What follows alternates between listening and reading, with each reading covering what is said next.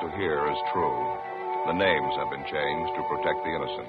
Fatima Cigarettes, best of all king-size cigarettes, brings you Dragnet on both radio and television.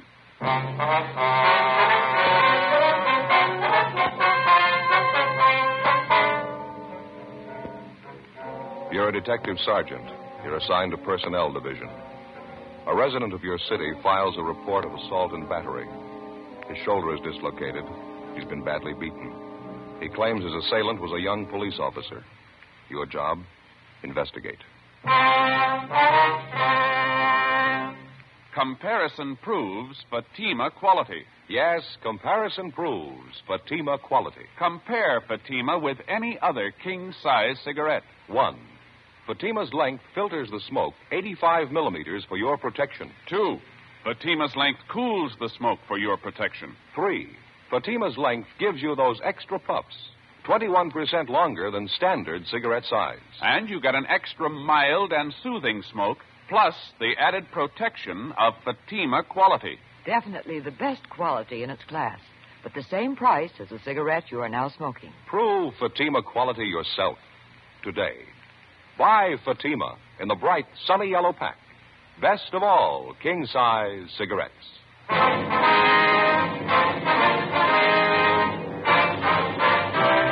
Dragnet, the documented drama of an actual crime. For the next 30 minutes, in cooperation with the Los Angeles Police Department, you will travel step by step on the side of the law through an actual case transcribed from official police files. From beginning to end, from crime to punishment, Dragnet is the story of your police force in action.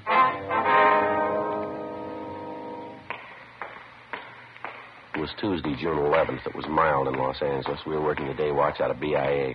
My partner's Ed Jacobs. The boss is Lieutenant Jessup. My name's Friday. It was 10:23 a.m. when I got to room 83, the squad room. Joe, you catch up with the lieutenant? Yeah, in a meeting. Said he'd be out about 11:30. He wants us to handle it for the time being. Oh. Well, Joe, this is Officer Blanchard. This is my partner, Joe Friday. I'm glad to know you, Friday. I think I've seen you around Central a couple of times. Yeah, sure. How are you? Well, what's this thing all about? Do you mind telling me? You worked yesterday, did you? Yeah, that's right. My regular beat, South Central area. Anything out of the ordinary happen while you were on duty? No, not much. Made a couple of pinches, that's about all. Pretty quiet otherwise. Did you make one of those arrests at 7928 Cortlandt Avenue? Yeah, that's right. A woman, 2 men, users. All 3 of them were booked in violation of State Narcotics Act. Any of the 3 familiar to you at all, Blanchard? I mean, had you ever seen them before the time you arrested them? No, none of them. I knew the place, though. I've been keeping an eye on it lately. One of those old-fashioned homes converted into a rooming house. Uh-huh. I've been noticing some of the people going in and out of the place. They didn't look too good to me. And that's why I say I've been keeping an eye on the house. Hey, what's the story on this, anyway? You get a kickback on the arrest I made? Well, we'd like to have your version of it first, Blanchard. Exactly what happened. How'd you come to make the pinch? Well, I was walking my regular beat. I think it was about 3:30 yesterday afternoon. I was going along Cortlandt, the 7900 block. A woman came out of the front door and hailed me. She complained about a 507 party in the house a couple doors down the street. And that was at number 7928, the boarding house? Yeah. I checked it out. The party was going on up on the 3rd floor. I went up, found the girl and the 2 men in the room facing on the street. The girl was fixing a pop for herself when I came in. 2 caps of heroin on the table in front of her. Mm-hmm. What'd you do then? I made a grab for the 2 caps. One of the guys beat me to it. Got him, ran to the next room, and tried to flush him down the drain. He didn't quite make it, though. I got one of the caps before he could get rid of it. What'd you do then, Blanchard? Well, I sat the 3 of them down, called into the office. I checked the room over while we were waiting, found 2 more caps of heroin, usual equipment to go with it. When the radio car showed up, the 3 of them were taken downtown to narcotics squad and booked. That's all I can tell you about it. Well, during the time you were waiting there in the room, Blanchard, did you have any trouble with the suspects at all? Well, I got a lot of talk from one of the men, a fellow by the name of Evans. He's supposed to run the boarding house.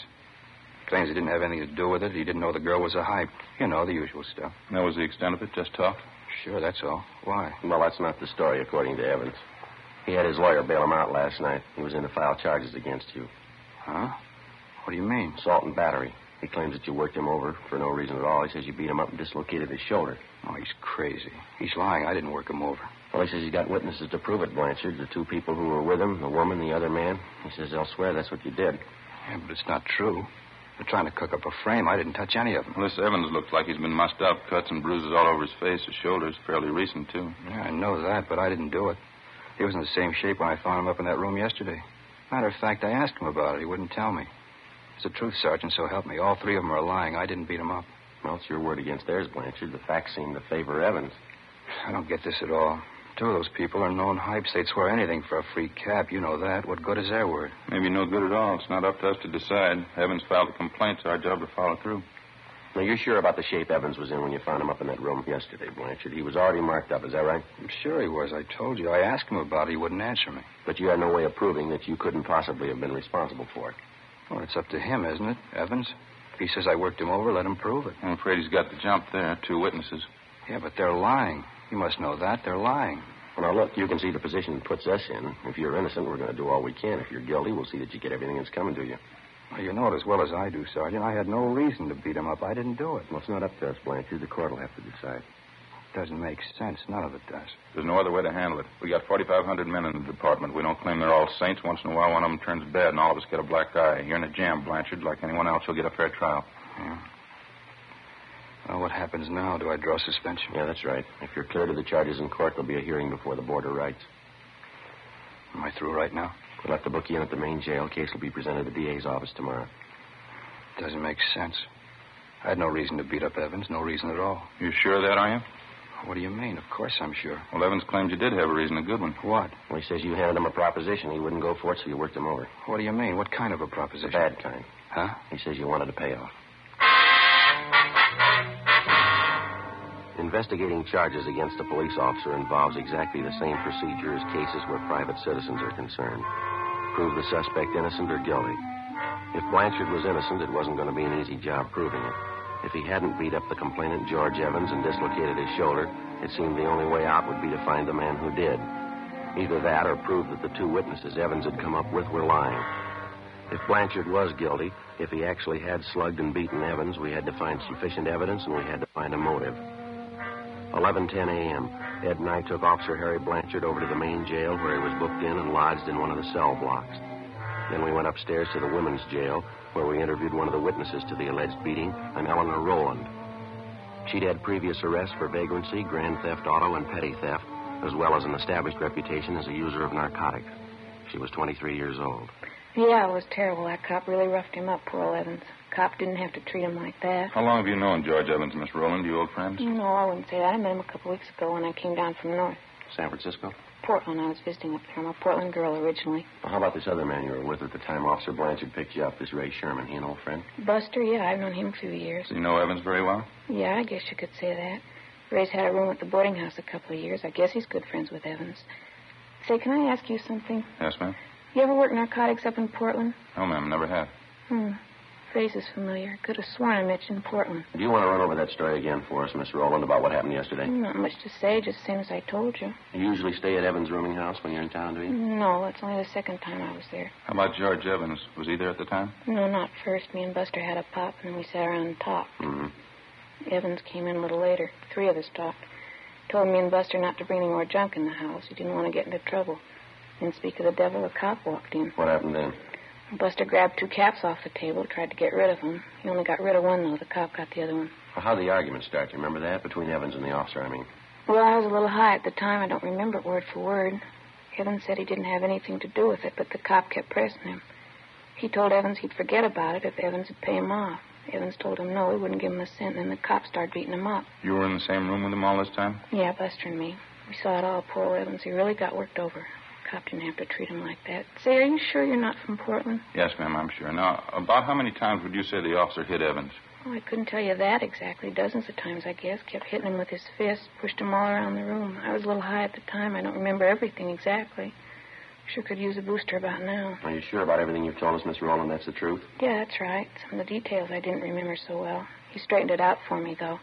He told me just what happened. Who's that? George Evans. 11:50 a.m. Ed and I continued questioning Eleanor Rowland. The more we talked to her, the more we were convinced that at the time of the alleged beating, she was under a heavy dose of narcotics, and that for the most part, she picked up her version of the story from the alleged victim, George Evans. We went down to the second floor of the main jail to one of the interview rooms where we talked to the second witness, Ray Sherman, alias Tom Raymond, alias Buster Raymond. He also had a long record as a user of narcotics. He gave the same general version of the incident as the Rowland girl did, But despite the girl's story, he claimed he was not under the influence of narcotics at the time Officer Blanchard entered the room and made the arrest. Besides that, there were other discrepancies. 1:05 p.m., we had some lunch at the Federal Cafe, and then we drove out to interview the complainant in the case, George Evans. After checking in his rooming house, we finally located him in a neighborhood bowling alley. He was sitting at a bar adjoining the actual playing area, drinking a bottle of beer. Parts of his face and neck were bandaged, and his left shoulder was in a cast. He appeared friendly and cooperative. I kept telling the cop I didn't have any money. Told him I wouldn't give him a payoff even if I did. So he started working you over, that right, Evans? Yes, that's right. I don't have anything against cops normally, but this guy, that's something else. How do you ever get on the force anyway? Had you ever had any contact with Officer Blanchard before yesterday, Evans? Yes, I did, twice before. He came to the house, accused me of running a hideout for thieves, junkies. Tried to get me to pay him off then, too. I wouldn't do it. That's when was that, Evans? About 6-8 months ago. Yeah, at least that. Well, how was it you didn't report Blanchard then? Well, that wouldn't cause any trouble, get mixed up in a law case. I figured I could take care of him myself.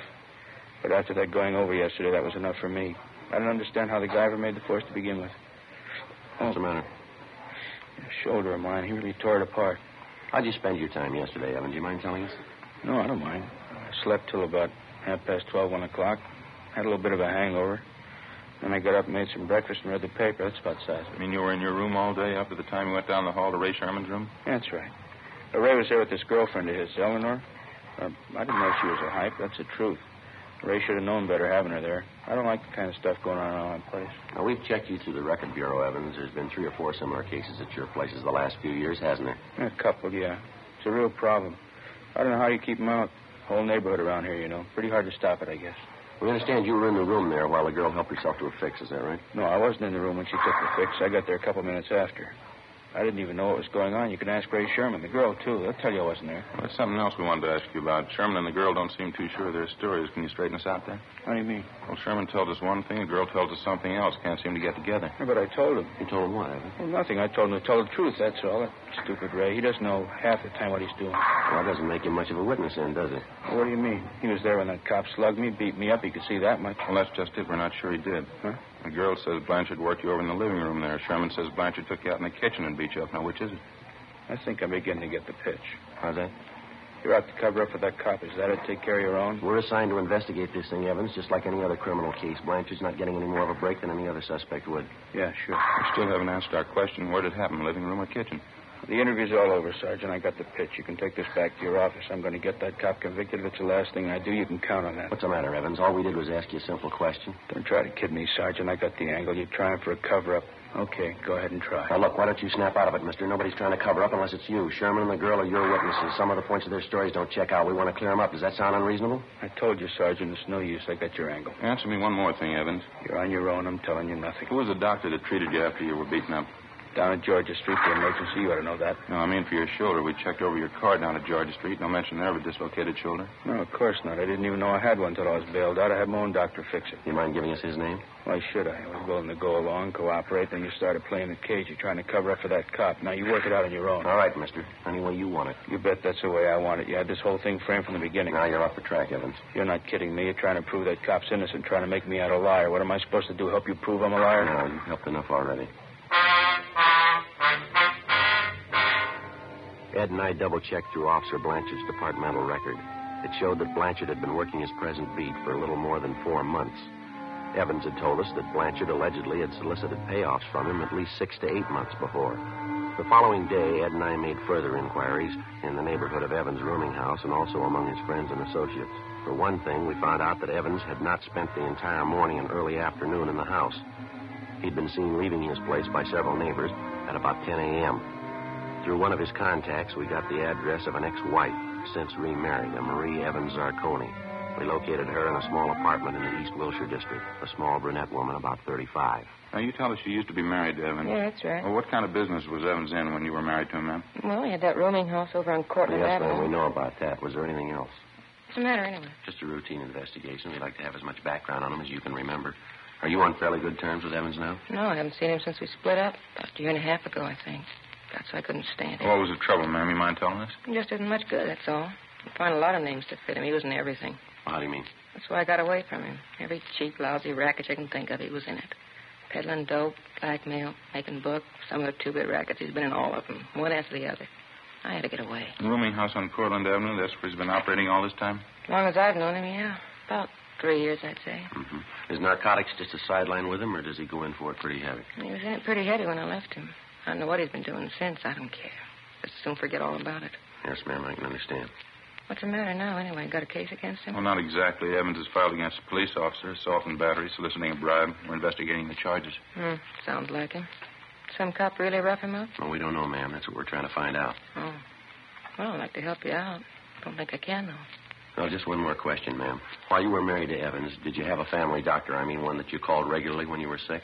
Yeah, we did. Why? Well, what was his name? Can you remember? Yeah, Dr. Chase. Would you like his address? 2:47 p.m. We got to Dr. Chase's office, and luckily we found him in. Take a look at this magazine, Joe. What? National Geographic. Looks like a real old one, wouldn't you say? Yeah, it sure does. Cover's torn off there. Yeah. What do you know about that? It's older than I thought. Look at this here. Well, what do you got? These pictures, eh? Look. 4 pages of them. Pretty grand affair, huh? Yeah. Teddy Roosevelt breaks ground for Panama Canal. How about that? Yeah. Sorry to keep you waiting, gentlemen. That's perfectly all right, Doctor. Let's see now. You want to know about... Mr. Evans, Doctor. George Evans. Oh, yes, Evans. What was it exactly, Sergeant? What did you have in mind? Well, the first thing we'd like to know is if you've treated Evans recently, the last week or so. Yes, as a matter of fact, I have. He was in here, well, let me see now. Let's see, yes, I thought so. He was in here 3 days ago. I had some bad cuts and bruises. Mm-hmm. They'd already been treated, though. There wasn't much I could do. Well, was there anything else wrong with him, Doctor? No, not actually. I examined his shoulder. He insisted it hurt him. He wanted me to put it in a cast. Mm-hmm. You put the cast on, did you? Well, there really wasn't any need for it, but I put it on anyway. A little bit of psychiatry thought it'd make him feel better. Well, how do you mean, Doctor? Wasn't any need for it? Just one of those peculiar things. I've been treating Evans for some time, you know. Yes, sir. That's what we understand. It's fairly unusual. Hardly a rare case, though. I suppose you might call it a trick shoulder. It looks as though it might be dislocated, but it actually isn't. I think it's voluntary. You mean he could do this thing himself? Oh, yes. He can make it appear dislocated anytime he wants.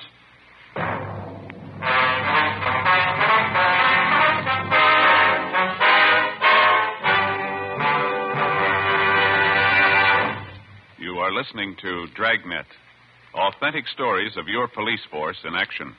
Fatima, America's first largest-selling blended cigarette. Now, best of all, king-size cigarettes. Prove it yourself today. Compare Fatima with any other king-size cigarette. 1.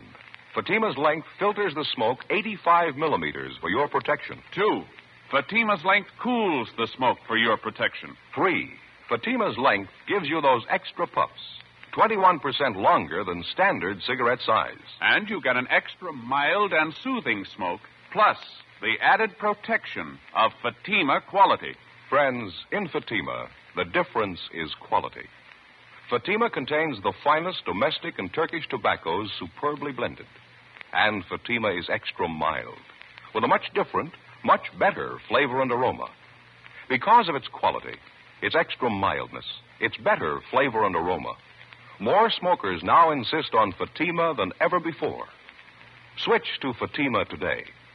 Remember, each king-size Fatima filters and cools the smoke, gives you those extra puffs, and you get an extra mild and soothing smoke, plus the added protection of Fatima quality. Buy Fatima. Best of all, king-size cigarettes.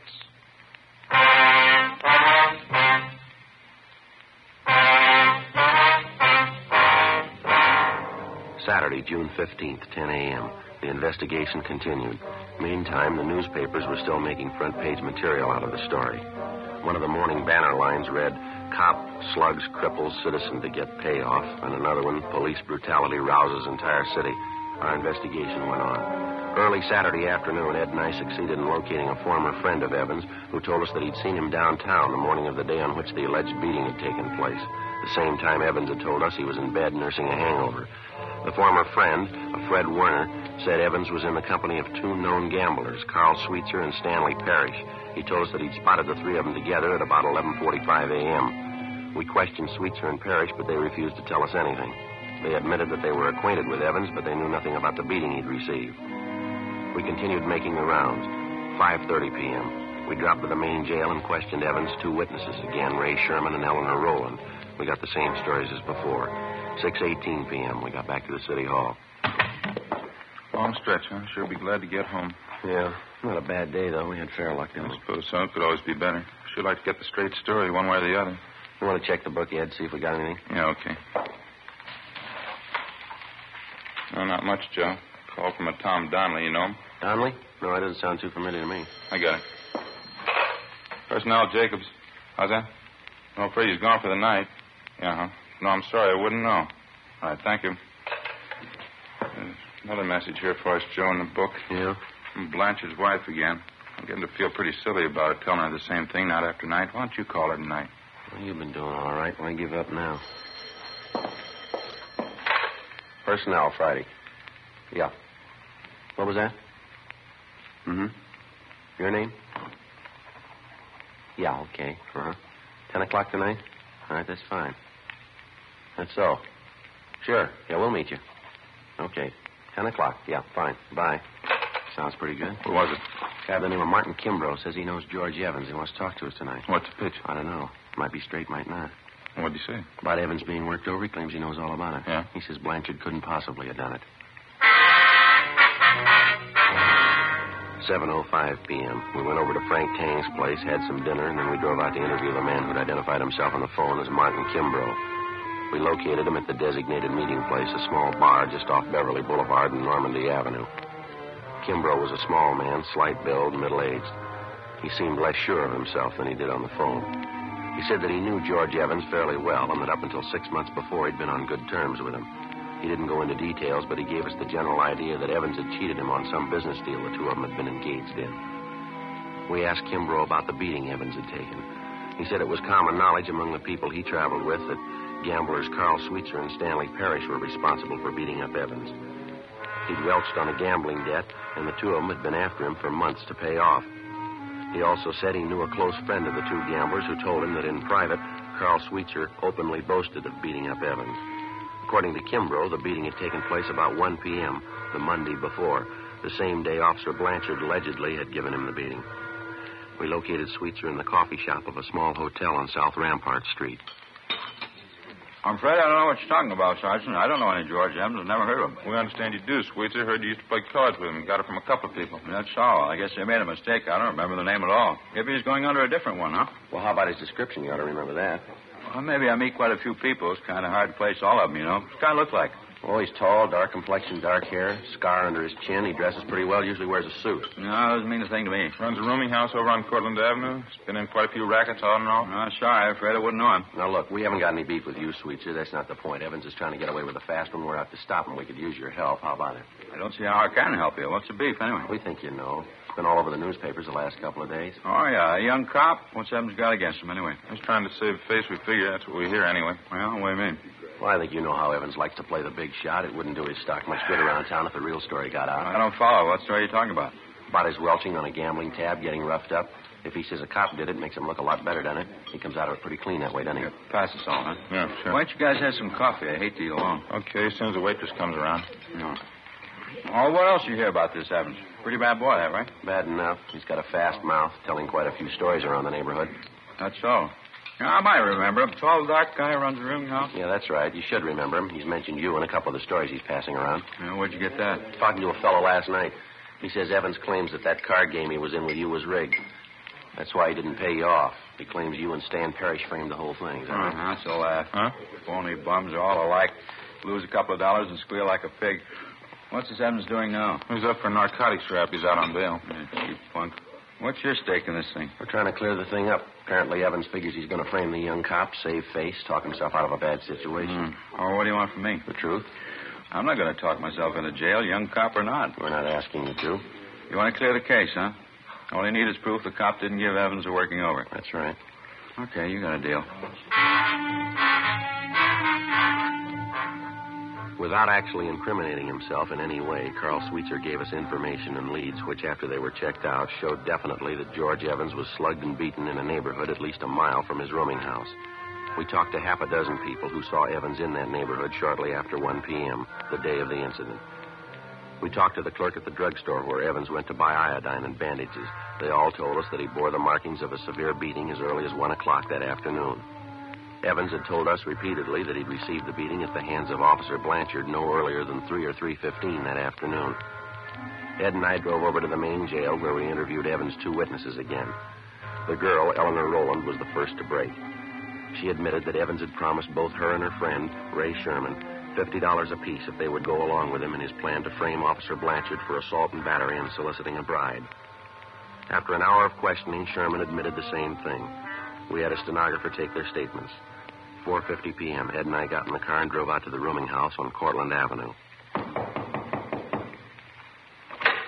Yeah? Oh, how are you, Sergeant? You want to get your coat, Evans? Like to see you downtown. What for? What's it about? Filing a false report. You know the story. What are you talking about? What do you mean a false report? You've been checked out all over town, Evans. Your doctor, your ex-wife, your gambling friends. We talked to them all. So what? What's that prove anyway? Proves you were lying, mister. That young officer, Blanchard, he didn't beat you up. There's nothing wrong with your shoulder either. Dr. Chase will vouch for that. Look, I don't care what he says. I don't care what any of them say. I got my case against that cop. I'm sticking with it. You're not going to talk me out. Why don't you give it up, Evans? We had a talk with Carl Sweetser. What did he tell you? Enough to convince us you're trying to frame Blanchard. We've got statements from people who saw you before you got back home Monday afternoon. They say you were mussed up then. That was at 1 o'clock in the afternoon. You've been telling us Blanchard wasn't at your place till 3 o'clock. Now, how do you explain that? Oh, I don't know. Maybe I didn't have the time right. My watch could have been off. Doesn't make any difference anyway. It's going to make a lot of difference. How about getting your coat? I'm going to call my lawyer first. That isn't going to do much good. We've got statements from your 2 witnesses, Ray Sherman and the girl. They've admitted the whole thing. Now, you haven't got much of a case left. I don't care what they say. They're lying. Both of them. They're lying. You ought to know, mister. What? You taught them how.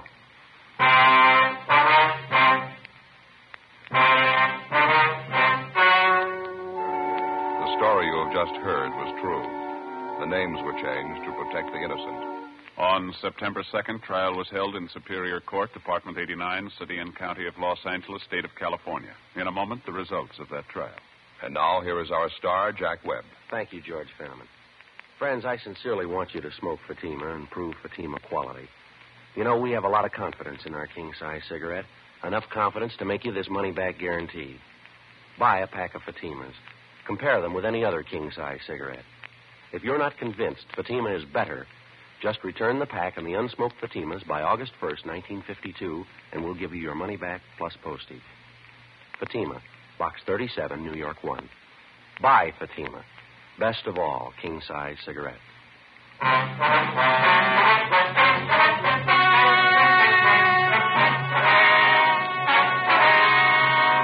A complaint was received on George Evans from the city attorney's office for violation of Section 5243 Municipal Code, filing a false report to the police department, a misdemeanor. He received a sentence of 30 days in the county jail. Ray Sherman was tried and found guilty of Section 11500 Health and Safety Code, possession of narcotics. He was sentenced to 1 year in the county jail and 3 years probation. Eleanor Rowland was filed on as a bag addict, Section 11721, Health and Safety Code. She was sentenced to 60 days in the county jail. Officer Harry Blanchard was cleared of the charges pending against him and was reinstated with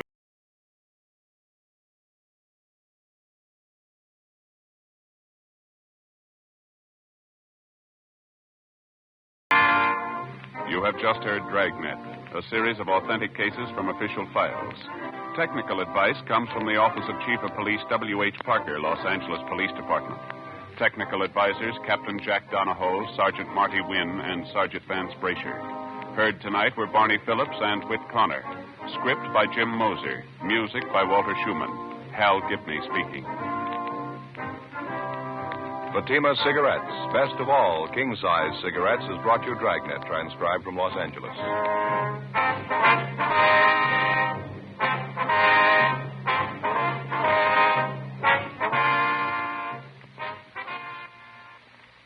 Now it's Counter Spy on NBC.